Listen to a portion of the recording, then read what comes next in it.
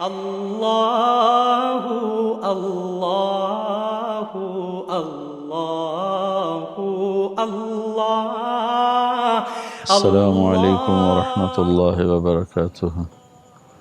بسم اللہ الرحمن الرحیم، والصلاة والسلام علی سیدنا و مولانا محمد وعلی آلہ واصحابہ اجمعین، اما بعد۔ الحمدللہ سفر حج سے واپسی کو 10 دن ہو چکے ہیں،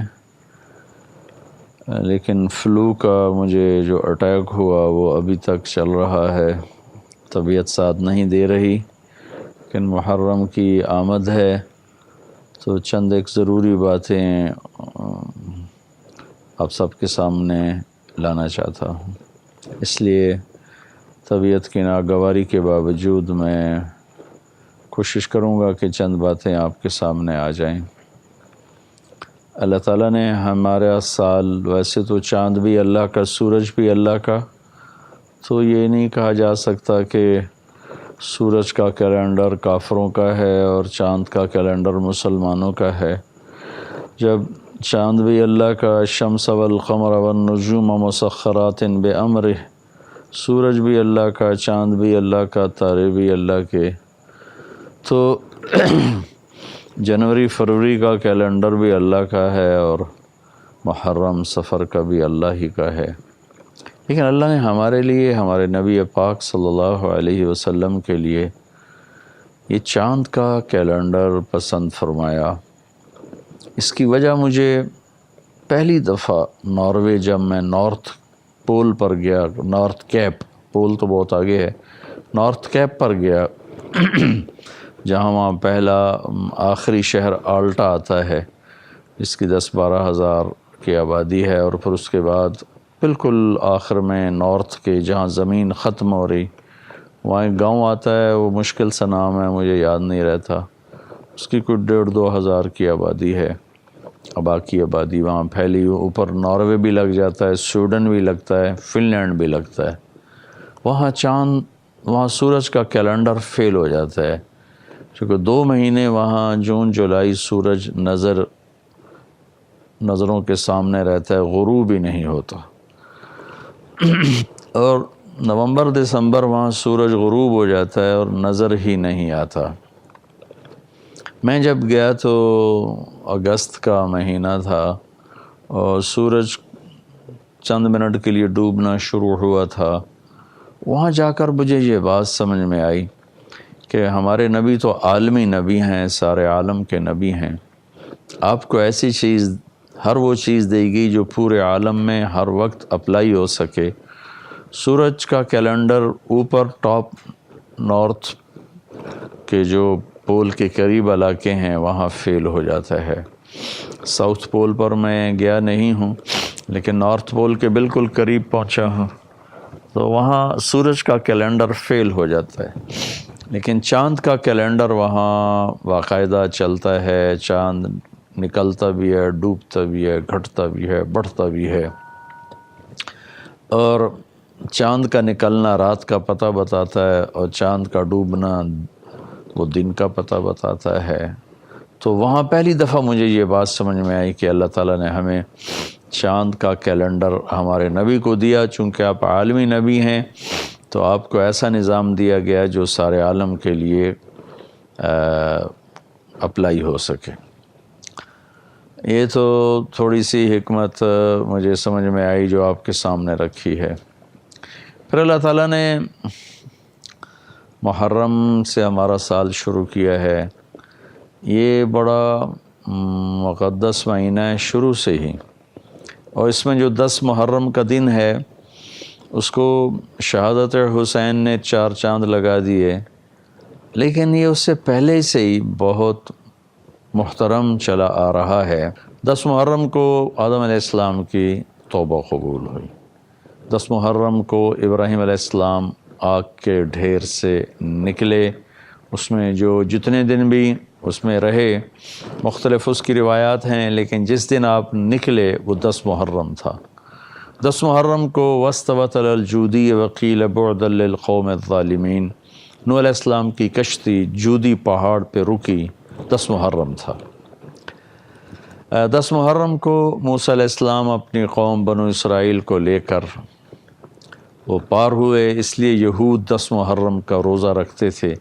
جب ہمارے نبی تشریف لائے مدینہ تو آپ نے دیکھا کہ یہود 10 محرم کا روزہ رکھتے ہیں، تو آپ نے پوچھا کہ کیوں روزہ رکھتے ہو؟ تو انہوں نے بتایا کہ اس دن ہماری قوم نے نجات پائی تھی۔ تو آپ نے فرمایا کہ ہم موسیٰ علیہ السلام کے تم سے زیادہ حقدار ہیں۔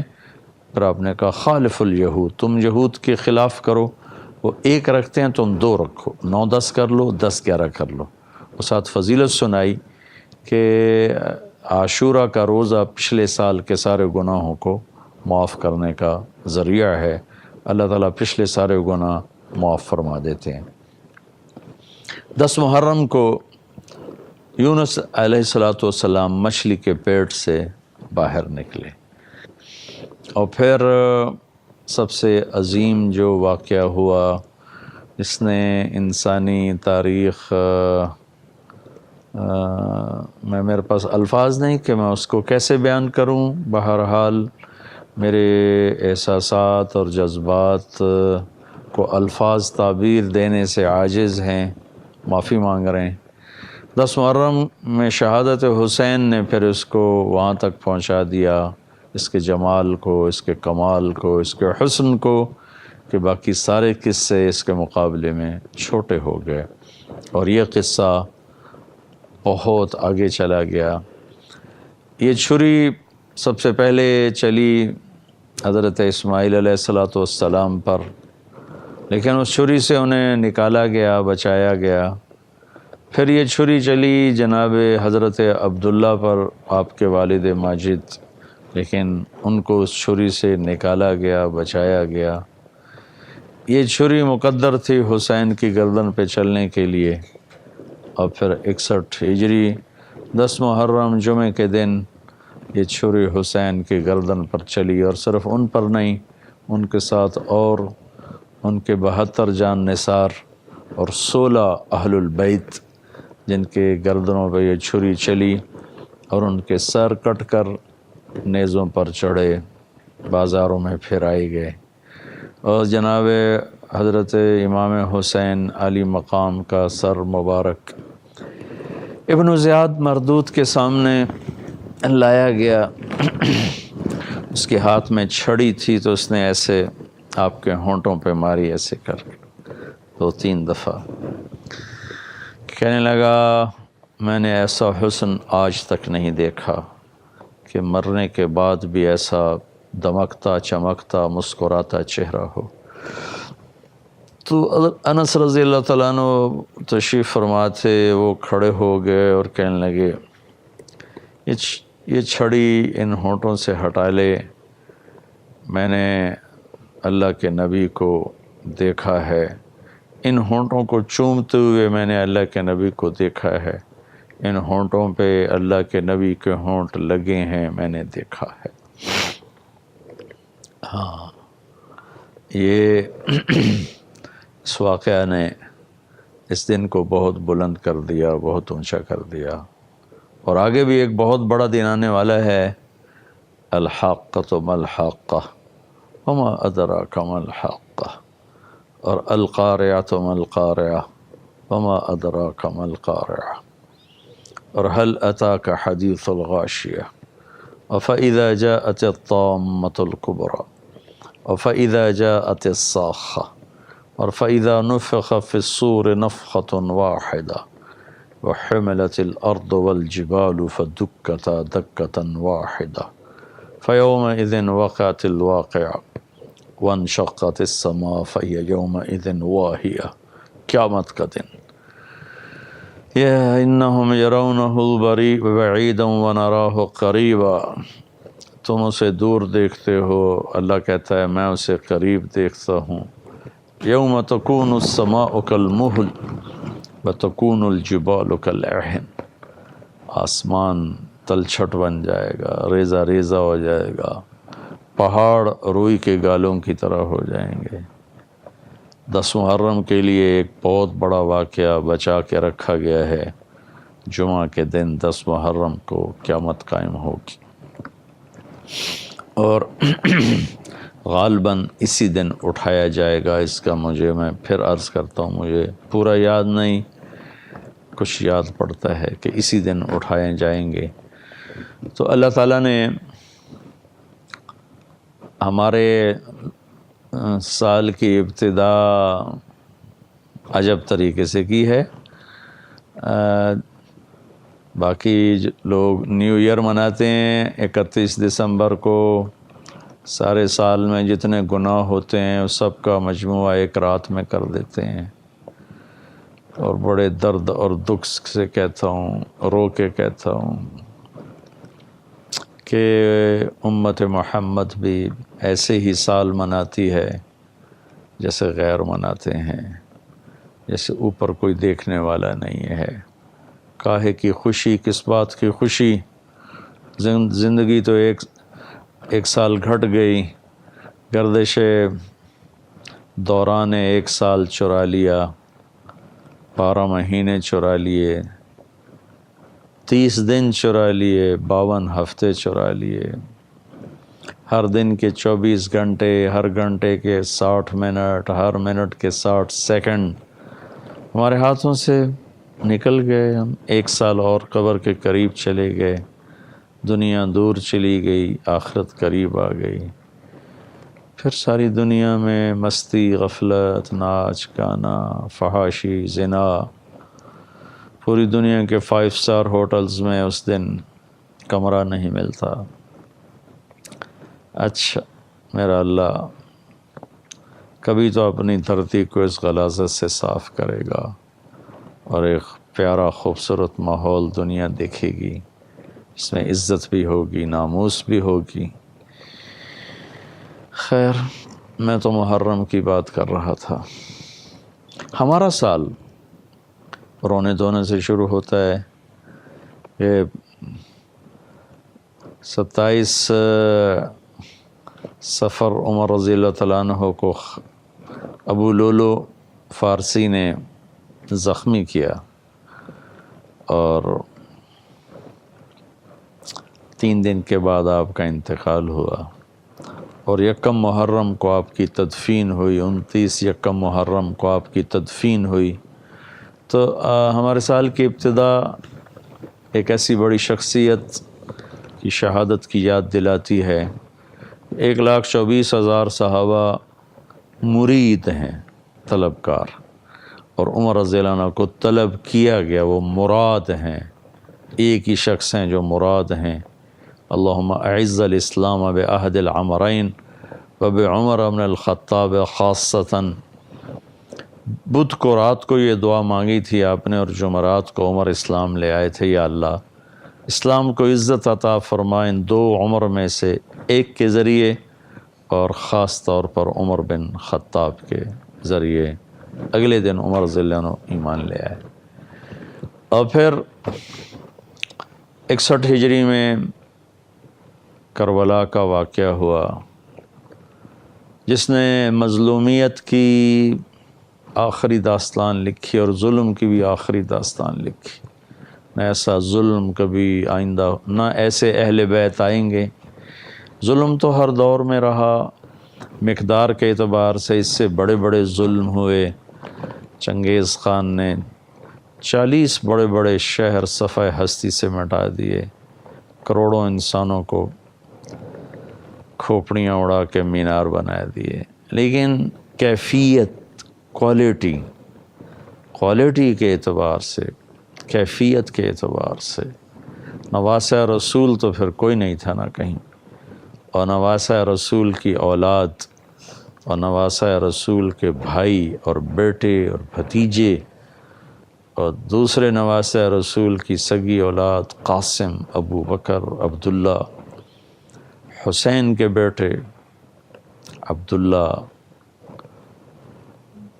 علی الاکبر، علی الاصغر، یہ تو دوبارہ نہیں آئیں گے۔ ان پر تلواریں چلیں، انہیں ذبح کیا گیا۔ قاسم کو لٹا کے ذبح کر دیا ایک کوفی نے۔ اس اہل البیت کے قافلے میں سب سے حسین قاسم بن حسن تھے۔ جب ان پہ حملہ ہوا تو انہوں نے آواز لگائی، یا عمّا، آئے چچا۔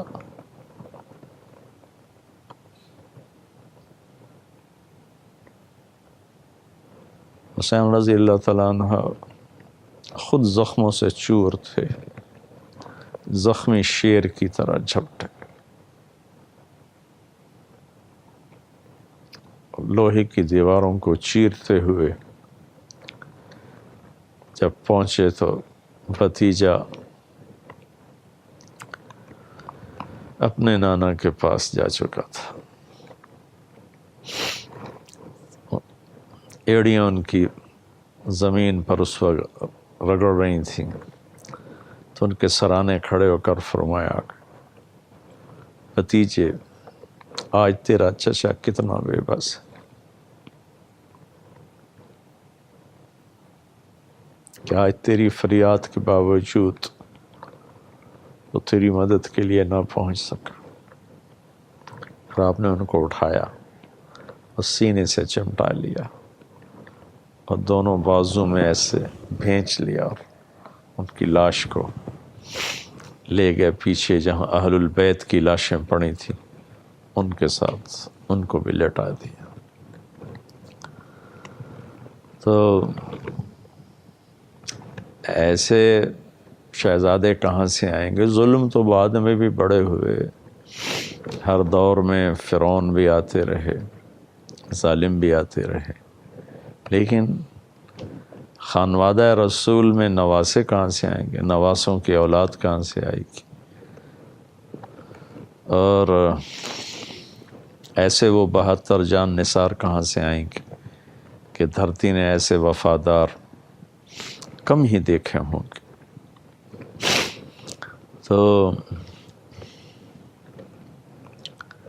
10 محرم ہم نے اسے صرف رونے دھونے کا دن بنا دیا ہے، یقیناً رونے دھونے کا دن ہے، لیکن یہ ایک پیغام ہے کہ اللہ اس کے رسول کو راضی کرنے کے لیے موت کی کھیل کھیلنا بھی کامیابی ہے۔ آج کل ہم پیسے پہ بکے ہوئے ہیں، چیزوں پہ بکے ہوئے ہیں، کرسیوں پہ بکے ہوئے ہیں، عہدوں پہ بکے ہوئے ہیں، شیعہ و سنی و یزید کو گالیاں دیے جا رہے ہیں۔ کچھ بے وقوف ہیں جو یزید کو امیر المومنین ثابت کرنے کے چکر میں ہیں۔ اللہ تعالیٰ مجھے بھی سمجھ دے، ان کو بھی سمجھ دے، ورنہ امت متفق ہے۔ امام احمد بن حنبل رحمۃ اللہ علیہ سے کسی نے پوچھا کہ کیا لوگ یزید سے بھی، کوئی لوگ ایسے بھی ہیں جو یزید سے پیار کرتے ہیں؟ تو امام احمد بن حنبل نے فرمایا کہ کیا اللہ اور رسول اور آخرت پر ایمان رکھنے والا یزید سے پیار کر سکتا ہے؟ یہ اہل السنت کے امام ہیں احمد بن حنبل، میں یہ ان کی بات نقل کر رہا ہوں کہ کیا آخرت، اللہ پر، آخرت پر ایمان رکھنے والا یزید سے پیار کر سکتا ہے؟ نہیں کر سکتا۔ لیکن حیرت کی بات ہے، کام سارے وہی کرتے ہیں جو وہ کر گئے۔ کرسی کے لیے ظلم بھی ڈھاتے ہیں، ایمان بھی بیچتے ہیں، ضمیر کو بھی بیچتے ہیں۔ محرم آتا ہے تو روتے حسین کے لیے ہیں، کھڑے ہوئے یزید کی صف میں ہیں، نوحہ اہل بیت کا پڑھتے ہیں، کام شمر والے کرتے ہیں، ابن زیاد والے کرتے ہیں۔ جنت اگر اتنی سستی ہوتی تو جنت کے سردار حسین کو سر کٹانے کی کیا ضرورت تھی؟ اپنے معصوم بچوں کو ذبح کروانے کی کیا ضرورت تھی؟ اپنے خاندان کے سر نیزوں پہ چڑھانے کی کیا ضرورت تھی؟ جنت کا راستہ ایک زندگی ہے جو میرے نبی لے کر آئے ہیں، جسے اپنانا پڑتا ہے، تب جا کر یہ راستہ طے ہوتا ہے۔ اللہ ہمیں اہل بیت کی قربانی کی قدردانی کی توفیق عطا فرمائے۔ اس سے عظیم کائنات میں کوئی گھر نہیں ہے۔ انما یرید اللہ لِيُذْهِبَ عَنْكُمُ الرِّجْسَ أَهْلَ الْبَيْتِ وَيُطَهِّرَكُمْ تَطْهِيرًا، اس سے بڑا کوئی گھر نہیں ہے۔ جب وہ قربان ہو گئے تو ہم اتنا ہی کر دیں، رشوت چھوڑ دیں، جھوٹ چھوڑ دیں، ظلم چھوڑ دیں، جوا چھوڑ دیں، چوری چھوڑ دیں، زنا چھوڑ دیں، قتل چھوڑ دیں، ڈاکے چھوڑ دیں، ماں باپ کی نافرمانی چھوڑ دیں، حرام کمانا چھوڑ دیں، ملاوٹ چھوڑ دیں، کھوٹ چھوڑ دیں، ماں باپ پر ظلم چھوڑ دیں، بیویوں پہ زیادتی ظلم چھوڑ دیں، کسی کا حق نہ ماریں۔ اللہ ہمیں عمل کی توفیق بخشے۔